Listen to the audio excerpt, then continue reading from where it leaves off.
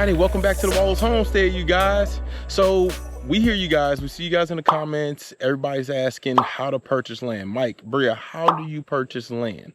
We're gonna bring you a video today telling you guys how to purchase land going a traditional route using a bank or doing owner's financing with no credit check or proof of income. So follow along with us, you guys. Before we go into the video on how to purchase land with no credit check or no proof of income or going a traditional route through a bank, we want to introduce someone to you guys who is very special to us. He is the oldest of the oldest and the leader of our pack, Michael Waller Jr. Come on in, MJ. Yeah. Yes, sir. Michael Waller Jr. That's Junior right there. Sniper, center. Oh boy, go boy, go boy, go boy. So these are the steps when purchasing land. Step 1, what's your intentions? What's your why? Step 2, what type of land are you looking for? Step 3, preparing yourself mentally. Step 4, reaching out to a buyer's agent.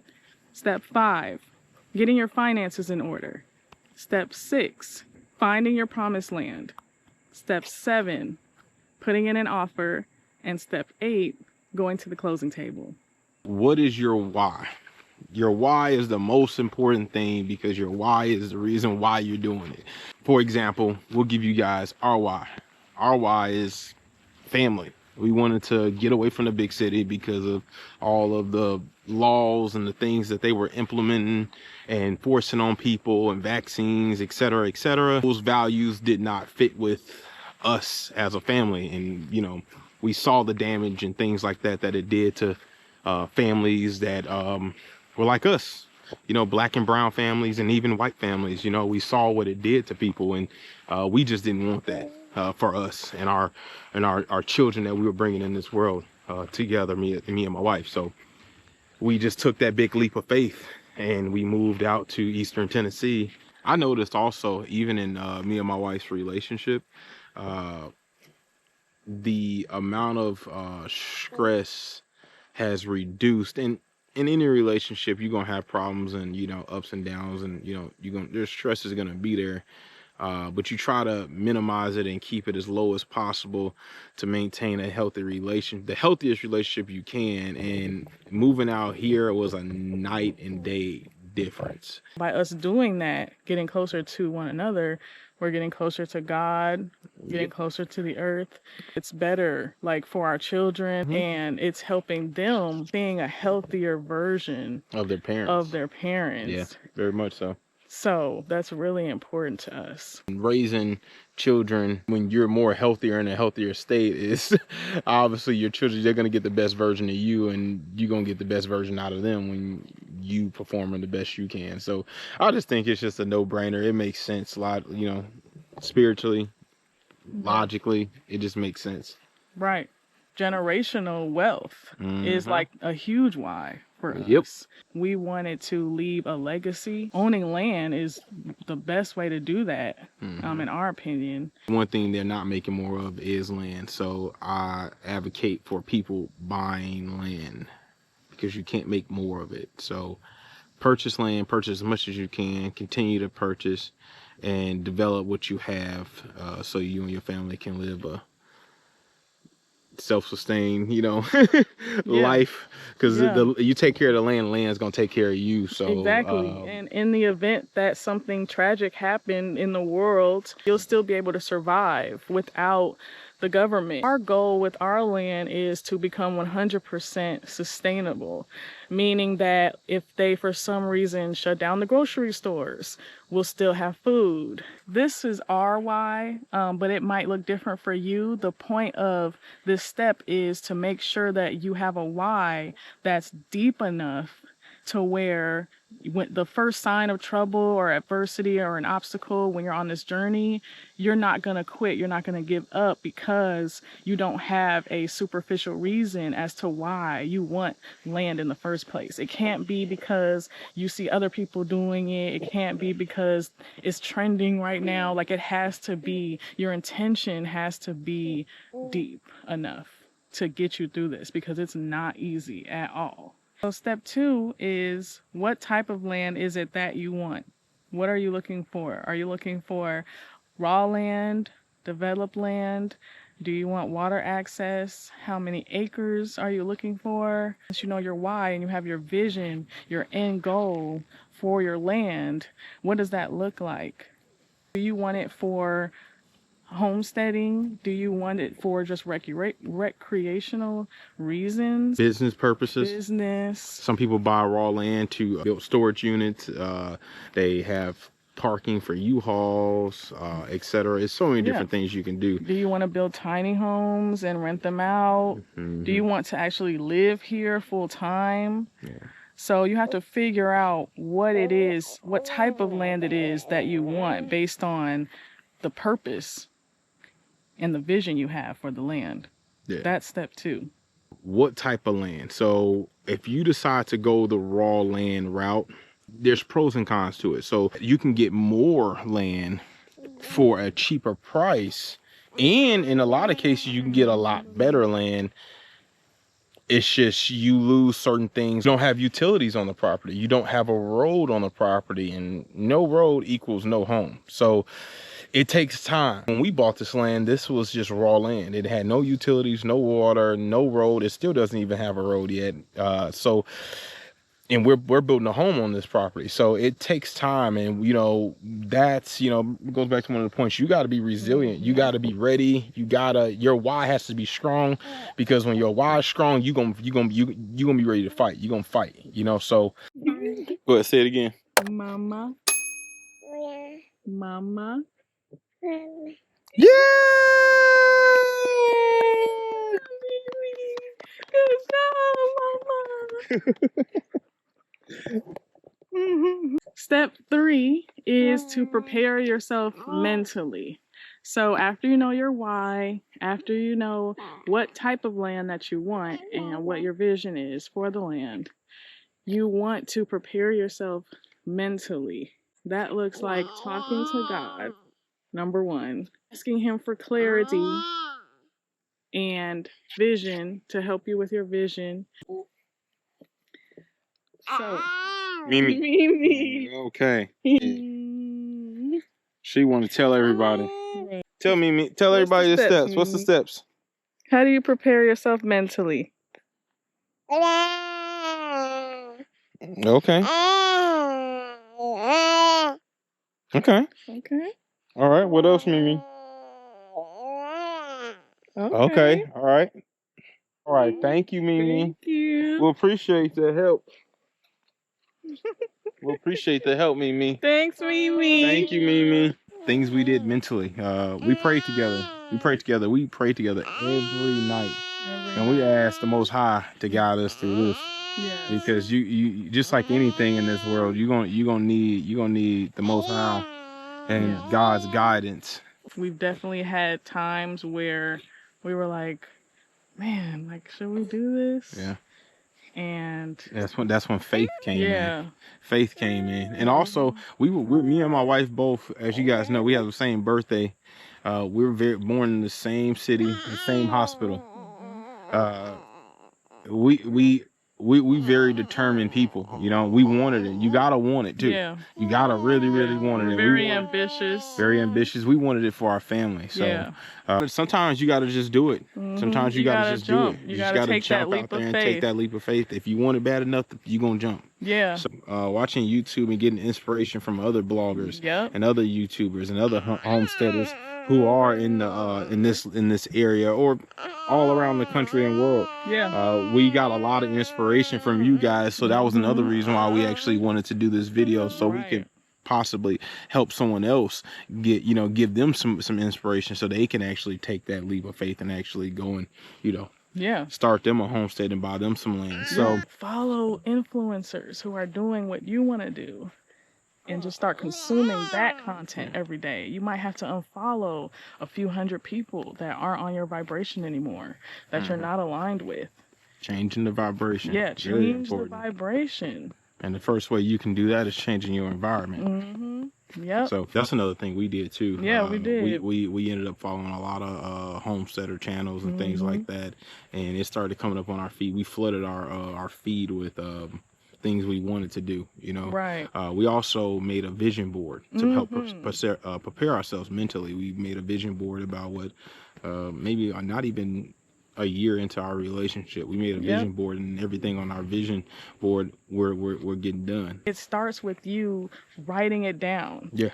And mapping out your vision. Like my husband said, the vision board is so powerful when you look at it every single day. Gotta have some type of action. Yeah. Talking to the Most High is the most important thing. That's number one. Yes. But even the Most High require you to have some action behind your words. So you got to stand on what you're actually saying and start putting in some effort. And I think that'll go into step number 4 now. Yeah, because faith without works is dead. Yep.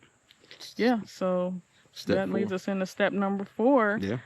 Which is reaching out to a buyer's agent. Yep. A buyer's agent is pretty much, think of it as like a realtor. I think of it as it is he or she's a realtor, and they kind of work as like an attorney for the buyer. And you have a seller's agent who works as an attorney for the seller, and they pretty much do whatever in the best interest of the seller or the buyer to get to a closing table so that everybody can get paid, and the buyer or the seller gets what they want as far as whatever they decided to purchase. So reaching out to a buyer's agent, you can do that by going on Google, looking at whatever area you want to be in, what kind of land you want, start researching and looking up some of those buyer's agents. And also, don't go with the first one. I talked to several buyer's agents in this area, and I ended up sticking with a lady and developing a relationship with her even through time,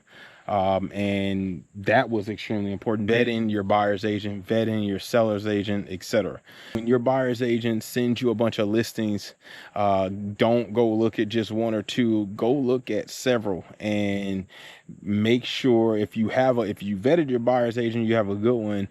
They're going to know what we call garbage land is versus what's actually good land. And you don't want to run into a property that, and we don't want to sound discouraging at all. You guys can do this. This is not a discouraging video. This is a video to help. The purpose of this is to help push you guys to actually buying land, because we want you guys to do it, because this has been the best decision we made. Finding a buyer's agent who knows what they're looking at, and not buying garbage land that's half flooded or in a flood zone, or that's you can't build on because it has too much rocks under it. You want a good buyer's agent is going to help you avoid all of that stuff. So yes, the next step is to get your finances in order. So when you are talking to your buyer's agent, when they're sending you listings and you're starting to go through some of those listings, and you're seeing the price points for let's say you want 10 acres or 5 acres or 15, whatever it is that you're looking for, when you start to see the price points for those pieces of land, you want to start getting your finances in order. So what that looks like is getting out of debt. Yes. Getting out of debt first. Yes, getting out of debt. After that, you want to get as liquid as possible. So if you have investments, you can liquidate those things, stocks, cryptocurrency.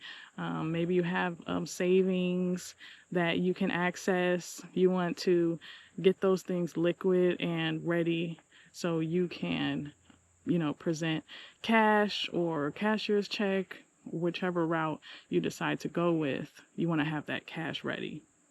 Depending on which route you go, we're going to break down 2 ways to do this. You can either do the owner's financing, which requires no credit check and no proof of income, or you can do the traditional bank loan route, which will require proof of income. So you want to have that ready. You want to have your credit together. I think most banks required at least a 620. Some was a little bit less, but it just depends on what kind of bank you decide to go with. And speaking about banks, most banks like a Bank of America or a Chase, etc., they don't finance raw land. Yeah. You know, and they, a lot of times, if it doesn't even have a house on there already, they're not financing you. You have to go to a local bank in the area on where you decide that you want to purchase the land, because they're familiar with these type of loans. So they actually do loans and loan out money to people who want to purchase raw land. So, or you can go you may have a private, a private investor, that decides to invest in you or a business. If you're, building a business on it, which most people, I say, do. If that's the direction you want to take, you're going to want to probably reach out to a private investor to help you get the money or the capital to purchase the land. Yeah, and a lot of times your buyer's agents will have that information and can point you in the right direction because they are used to doing these deals all the time. And so a lot of times they will have a connection with the local bank and have those have the information where you can contact them and reach out to them. Yeah. So really a good buyer's agent should help you avoid all of these, issues you may run into, because they're familiar with it, because they've been selling real estate in that area for 20, 30 years. So if they're good, they've seen it all already. So finding a good buyer's agent is key. Now I'm going to talk about non-traditional owner financing. So I'm going to take you guys over to the property that I bought about 5 years ago before me and my wife met. Sniper. Good boy. Sit. Good. Sit. Good. Sit down. Good down. Good boy. Come on, center. That's a good boy. Look at that. That's a good boy. That's a good boy. That's a good boy. Stay. Good boy. Respond. Respond. Good boy. Good boy.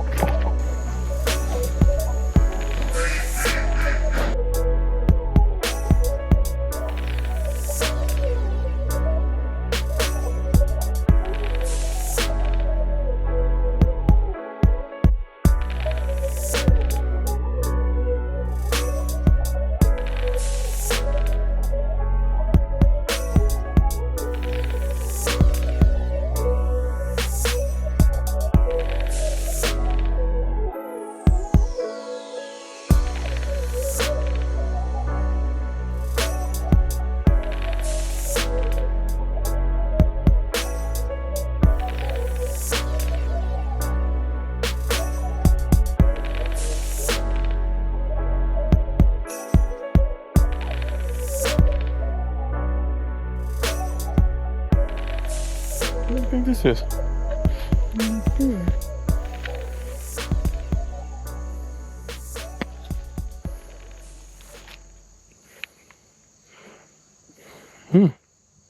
This is the property I bought about 5 years ago using owner financing. So now I'm going to explain owner financing. Typically, no proof of income or no credit check. When I bought this property from a gentleman, we did owner financing. I did not have to provide any proof of income, nor did I have to even use my social security number. No credit score was required. The seller's agent wrote up a contract. I agreed to the terms. I put down half of the money up front, which means you're still going to need money. So getting finances in order, getting completely out of debt, you can't run away from that regardless if you do owner financing or going the traditional route using a bank. You have to get your finances in order. You have to get completely out of debt. And to MJ, he's over there checking out the property. Owner's financing, typically it's pretty easy. You can close within a week. Does not require a credit score nor proof of income. Step 6. Yep, step 6, which is find your promised land. So this is the part where you have your finances in order, you have your buyer's agent, you prepare yourself mentally, you know what kind of land you want, and you know your reason and your why. So now it's time to go search for properties. You want to pick a few properties out that you're interested in and go and walk those properties if you can. Ask your buyer's agent about land surveys, zone restrictions, deed restrictions, soil testing. Typically also with the buyer's agent, if you have a good buyer's agent, they're going to have all this stuff lined up. Again, the buyer's agent, seller's agent, they don't get paid until you close on a property. So if they're good, they gonna have all this stuff kind of lined up for you. So they're gonna have, you know, 10, 12, I mean, endless amount of properties in the area you're looking at that they're gonna be, you know, viewing and wanting you to go see. So once you go see a few of them, really tap into your heart and go with your heart. Definitely. Now that brings us to step number 7. Putting in an offer. So this is where you want to tell your buyer's agent the offer that you want to put in, what percentage do you want to put down, and then are you going to do the financing through a bank loan or owner's financing? Are you paying all cash? Let your buyer's agent know what you're bringing to the table. What's your offer? They have other offers, like they'll let you know. Sure. If there's any contingencies, what's meant for you is for you always. So the right property is going to be for you. It will. Yeah, it will find you. You're gonna, and you know, even when there's other offers available, don't get discouraged even there. You know, we ran into that situation when we bought the Wallace Homestead, and there was offers available that was in front of us. And they ended up taking ours. You know, again, just keep the Most High first. He's gonna the property that's for you is for you. After you put in that offer and the sellers actually accept your offer, you're going to the closing table, and now we are ready for the final step here. After you put in your offer, you're going to the closing table. Yep, going to the closing table. Things should already be pretty much prepared by the realtor and the title company. They would have all of this stuff, pretty much all the paperwork. We were there for what, you was like an hour and a half? Like an hour and a half. Yeah, you're gonna be signing quite a bit of paperwork. Definitely, I recommend you have your buyer's agent. They should be there. A good buyer's agent is gonna be at the closing table with you, because they also gonna be getting issued they check there too. Right. So they more than likely they're gonna be there, and you want them there because again, they're acting as your attorney. They're acting as they want what's in the best interest of the buyer. So they're there, they're looking over all the documents, and they're making sure everything is in order. So everything you're signing, you're not getting gypped, you're not getting scammed. Hey, thank you guys. We'll appreciate you guys for following us again. Thank you. Please like, comment, and subscribe. We got 152,000 views on the RV tour video. Thank you guys for that. Again, all praise to the Most High. We'll appreciate you guys. We'll appreciate first and foremost the Most High. Appreciate all of our followers and our new subscribers. Thank you guys. We love you. And stay tuned for the next video. Don't forget to like, comment, subscribe. Bye bye.